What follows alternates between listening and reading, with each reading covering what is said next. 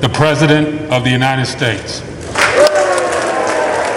President Biden spoke in a socially distanced chamber with a fraction of the 535 lawmakers in attendance due to COVID-19 protocols, flanked by Vice President Kamala Harris and Speaker Nancy Pelosi, the only women to ever hold those positions, with this nod to history.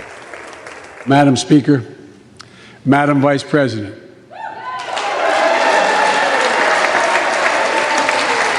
no president has ever said those words from this podium. No president has ever said those words, and it's about time. Speaking one day shy of his 100th day in office, he pressed lawmakers for a more than $2 trillion investment in the country's infrastructure, from fixing highways and bridges to expanding high-speed internet access in rural areas and green jobs, in a nod to climate change. He called the plan a blue-collar blueprint to build America. American Jobs Plan will put engineers and construction workers to work building more energy-efficient buildings and homes. Electrical workers, IBEW members installing 500,000 charging stations along our highways so we can own the electric car market. Farmers planting cover crops so they can reduce the carbon dioxide in the air and get paid for doing it. Look, think about it.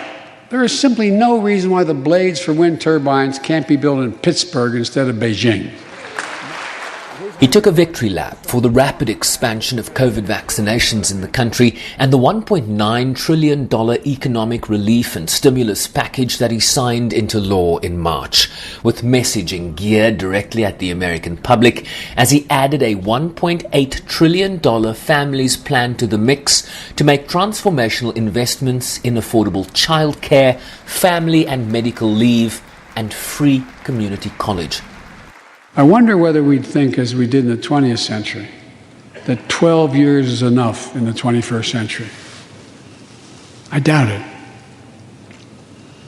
12 years is no longer enough today to compete with the rest of the world in the 21st century. That's why my American Families Plan guarantees 4 additional years of public education for every person in America, starting as early as we can. Biden also addressed the elephant in the room: gun violence in America and police reform in a country where too many black and brown men die at the hands of people in uniform. My fellow Americans, we have to come together to rebuild trust between law enforcement and the people they serve, to root out systemic racism in our criminal justice system, and to enact police reform in George Floyd's name that passed the House already. On foreign policy, he promised a strong posture towards China, Russia, Iran and North Korea, while seeking to cooperate on mutual interests. And this message to his domestic antagonists: Can our democracy overcome the lies, anger, hate, and fears that have pulled us apart? America's adversaries, the autocrats of the world, are betting we can't. And I promise you, they're betting we can't. They believe we're too full of anger and division and rage. They look at the images of the mob that assaulted the Capitol as proof that the sun is setting on American democracy. But they're wrong. You know it, I know it. But we have to prove them wrong. We have to prove democracy still works, that our government still works, and we can deliver for our people. With all said and done, early indications from the opposition is that an uphill legislative battle awaits to make the president's aspirations a reality. Sherwin Bryceby's SABC News, New York.